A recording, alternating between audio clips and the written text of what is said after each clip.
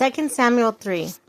The war between the house of Saul and the house of David lasted a long time. David grew stronger and stronger, while the house of Saul grew weaker and weaker. The sons were born to David in Hebron. His firstborn was Amnon, the son of Amnon of Jezreel. His second, Chileab, the son of Abigail, the widow of Nabal of Carmel.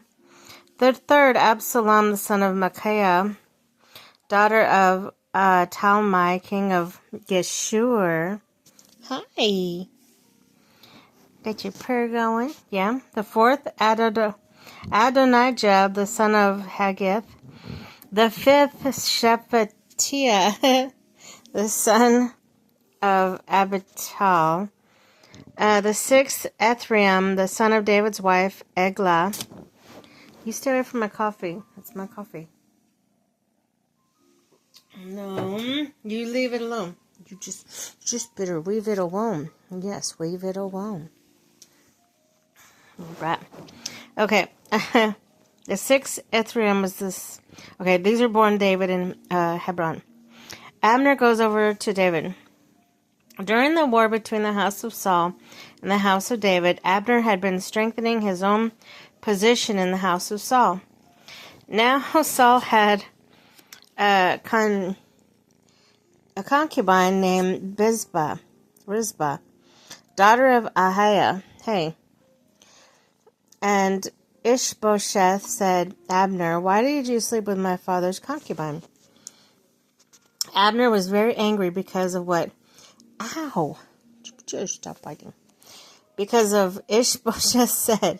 So he answered, am I doing... Yeah. Okay. Am I a doghead on... am I a dog? Am I a dog's head? On Judah's side, this very day I am loyal to the house of your father Saul, and to his family and friends.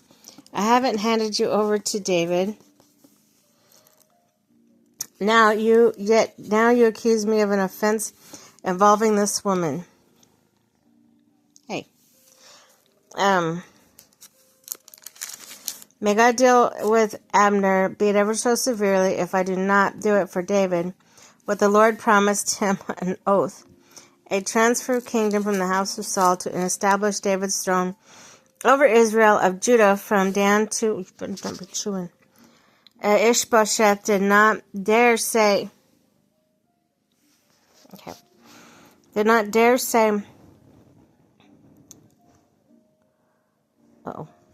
Okay. Where was I? Dan to Beersheba. Ishbosheth did not dare to say another word for Abner because he was afraid of him. Then Abner said, then Abner sent messengers on his behalf to say, David, whose land is it? Make an agreement with me and I will help you bring all Israel over to you. Good, said David, I will make an agreement with you, but I demand that you do one thing. Do not come into my presence unless you bring Michal, daughter of Saul, when you come see me. Then David sent messengers to Ishbosheth, son of Saul, demanding, give me my wife Michal, whom I betrothed to myself for the prince of 100 Philistines. You better stop that. Foreskins. So Ishbosheth gave orders and had her taken from her husband Patiel, son of Laish. Her husband, however, went with her, weeping behind her, all the way to Bahurim, and Abner said to him, go back home. So he went back. Stop that. You leave it alone. No, you're brat. Anyway, Abner conferred with the elders of Israel for some time. You wanted to make David your king. Now do it, for the Lord promised David, by my servant David, I will rescue my people Israel from the hand of the Philistines. No. Ow! Little bit. Be nice. Okay. The hand of the Philistines and from the house. Hand of the enemies. Abner also spoke to the Benjamites in person. Then he went to Hebron to tell David everything. Yeah, you better be nice. Okay. Abner spoke to Benjamites in person. He went to Hebron to tell David everything that Israel had done and the whole tribe of Benjamin wanted to do. When Abner, who had 20 men with him, came to David at Hebron, David prepared a feast for him and his men. Then Abner said to David, "Let me go and assemble all of Israel for my lord and king, so that they will make a covenant with you, and you may rule over all that your heart desires." So David sent Abner away, and he went in peace. Just then David's men and Joab returned from a raid and brought with them a great deal of plunder. But Abner was no longer with David in Hebron, because David had sent him away, and he had gone in peace. When Joab and all the soldiers with him arrived, he was told that Abner son of Ner had come to the king, and the king had sent him away, and he had gone in peace. So Joab went to the king and said, "What have you done? Look, Abner came to you. Why did you let him go? Now he's gone. You know Abner son of Ner. He came to deceive you and observe your movements and find out everything you're doing." Joab then left David and sent messenger for Abner, and they brought him back for the cistern at Sarah, but David did not know it.